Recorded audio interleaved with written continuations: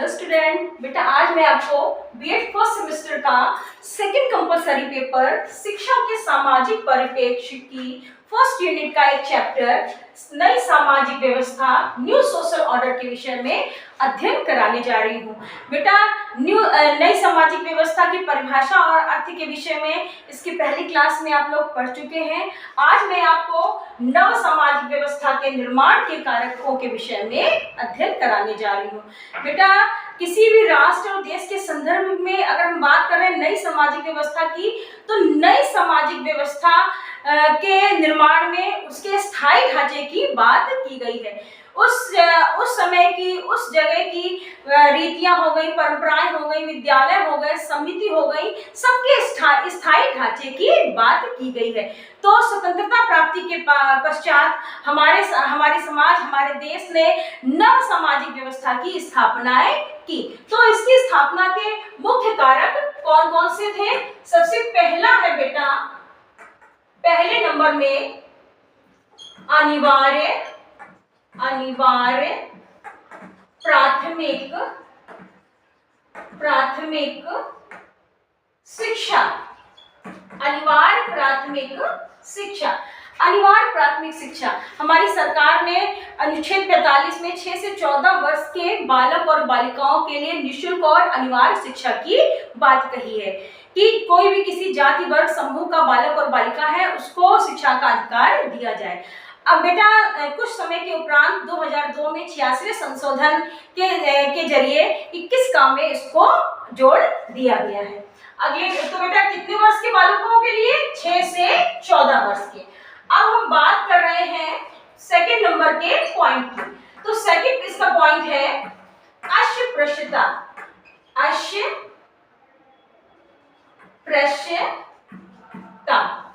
का निवारण। अस्पृश्यता का निवारण, अस्पृश्यता के निवारण की बात कही गई है। तो बेटा छुआछूत, अस्पृश्यता है क्या? छुआछूत हो गया, भेदभाव हो गया, जो मतलब कि समाज को मुख्य धारा से हटाता है, ठीक है ना। तो इसके लिए हमारी सरकार ने सन 1955 में, कितने में? 1955 में एक अधिनियम बनाया जिसमें ये कहा गया कि अस्पृश्यता को हमेशा के लिए समाप्त किया जाए। इसके अलावा अस्पृश्यता के लिए अनुच्छेद 17 का भी निर्माण किया गया जिसमें अस्पृश्यता के अंत करने की बात कही गई। अगले नंबर में आता है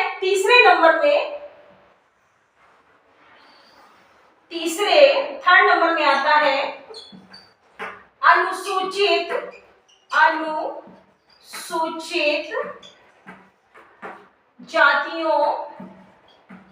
जातियों को समाज की मुख्य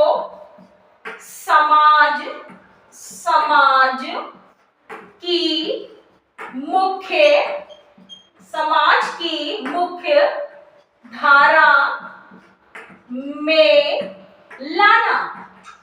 ये कहा गया कि अनुसूचित जातियों को समाज की मुख्य धारा में लाना, मतलब कि सरकार ने कहा कि सभी को, जो भी अनुसूचित जनजाति की है, उनको समाज की मुख्य धारा में लाना। इसीलिए बेटा अनिवार्य और प्राथमिक शिक्षा की व्यवस्था की गई। किसी भी जाति, धर्म, लिंग इत्यादि का बालक और बालिका हो, उसके लिए निःशुल्क और अनिवार्य शिक्षा की बात की गई है।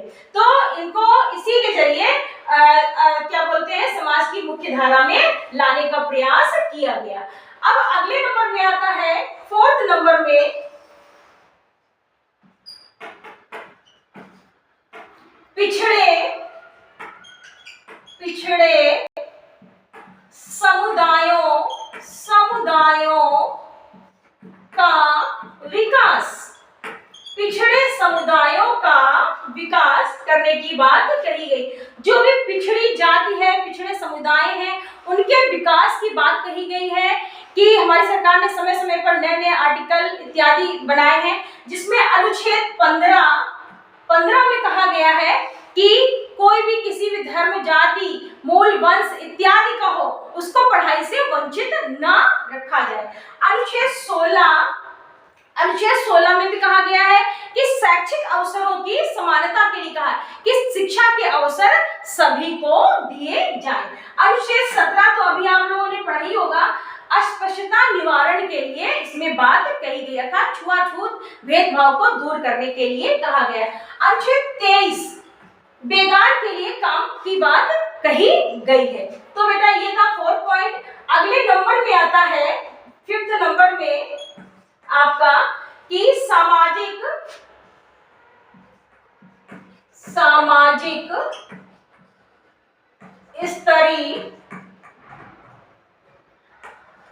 स्तरीकरण का शिथिलीकरण।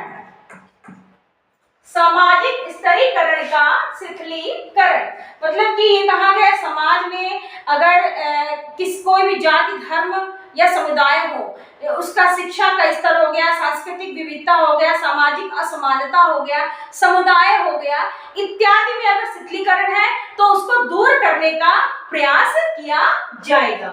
अगले नंबर में 6 नंबर में आता है मौलिक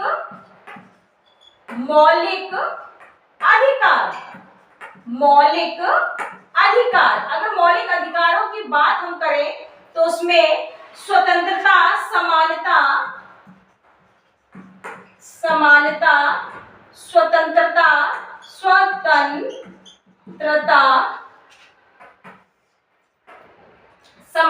स्वतंत्रता हो गया, शोषण के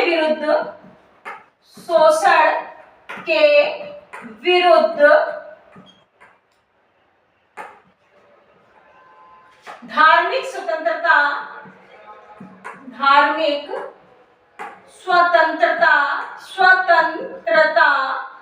शिक्षा व संस्कृति,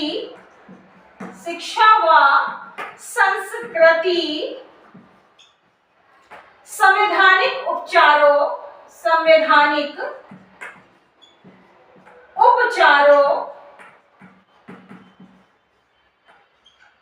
इत्यादि। तो बेटा अगर पहले की बात करें तो पहले हमारे मौलिक अधिकारों की संख्या 7 थी। संपत्ति का अधिकार 51 काम में था, उसको कुछ समय के उपरांत हटा दिया गया।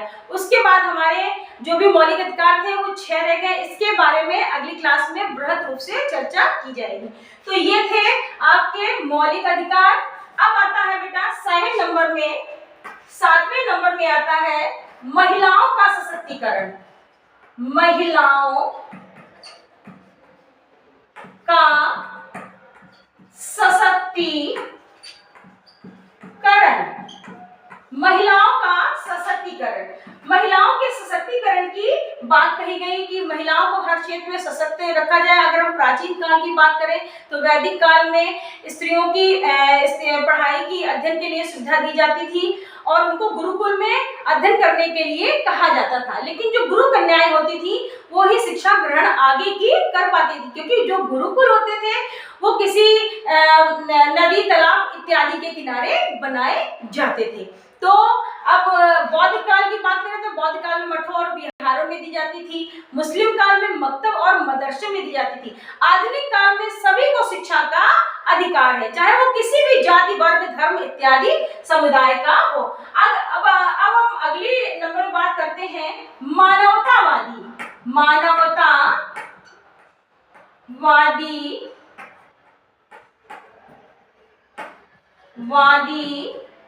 मानवतावादी समाज, जिसका सूत्रपात विनोबा भावे जी ने किया है। मतलब मानव के कल्याण की, मानव के हित की, मानव को हर तरह की सुरक्षा की बात की है कि हम सभी लोगों को एक दूसरे का आदर करना चाहिए, मिलकर रहना चाहिए, आपस में एकता रखनी चाहिए। जब हम अपने घर में एकता रखेंगे तभी हम समाज में, तभी हम देश में, तभी हम राष्ट्र में एकता रख पाएंगे। ऐसा कहा है आचार्य विनोबा भावे जी ने, जिन्होंने मानवतावादी समाज की स्थापना की है। अब बेटा 9 नंबर में आता है खुला विश्वविद्यालय,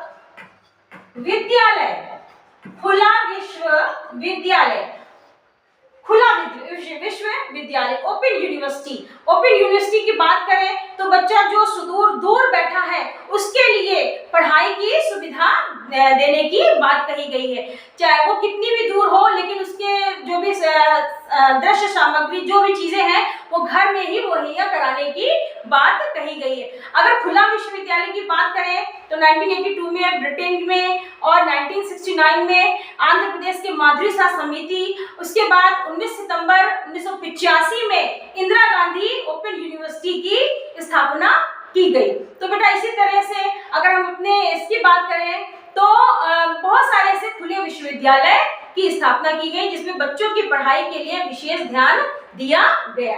अगले नंबर में आता है नवोदय। नवोदय विद्यालय। नवोदय विद्यालय। नवोदय विद्यालय की स्थापना का मुख्य उद्देश्य था जो भी ग्रामीण क्षेत्र के प्रतिभाशाली निर्धन बालक और बालिका है उनके लिए इस तरह के नवोदय विद्यालय की स्थापना की गई। बेटा ये कब की गई? जब 1986 में राष्ट्रीय शिक्षा नीति आई थी तब इस विषय में चर्चा की गई थी और ये 1987 में 1987 में नवोदय विद्यालय की स्थापना की गई जिसमें प्रवेश एंट्रेंस के माध्यम से होता है, छात्रावास इत्यादि की सुविधाएं भी दी जाती हैं। तो बेटा ये कुछ मुख्य थे नव सामाजिक व्यवस्था के निर्माण के कारक जिसमें अनिवार्य प्राथमिक शिक्षा, अस्पृश्यता निवारण, अनुसूचित जातियों को समाज की मुख्य धारा में लाना, पिछड़े समुदायों का विकास करना। बेटा पिछड़े समुदाय के अगर हम विकास की बात करें तो 29 जनवरी 1953 काका साहेब कालेकर पिछड़े आयोग की स्थापना की गई 29 जनवरी 1953 काका साहेब कालेकर जी ने। फिर 5th नंबर में सामाजिक स्तरीकरण का शिथिलीकरण, मौलिक अधिकार, फिर उसके बाद महिलाओं का सशक्तिकरण, मानवतावादी समाज जिसकी स्थापना विनोबा भावे जी ने की थी, खुला विश्वविद्यालय ओपन यूनिवर्सिटी, नवोदय विद्यालय की स्थापना इत्यादि इसके निर्माण के कारक हैं। बेटा आज के लिए इतना ही, नेक्स्ट टर्न में नए टॉपिक के साथ। Thank you.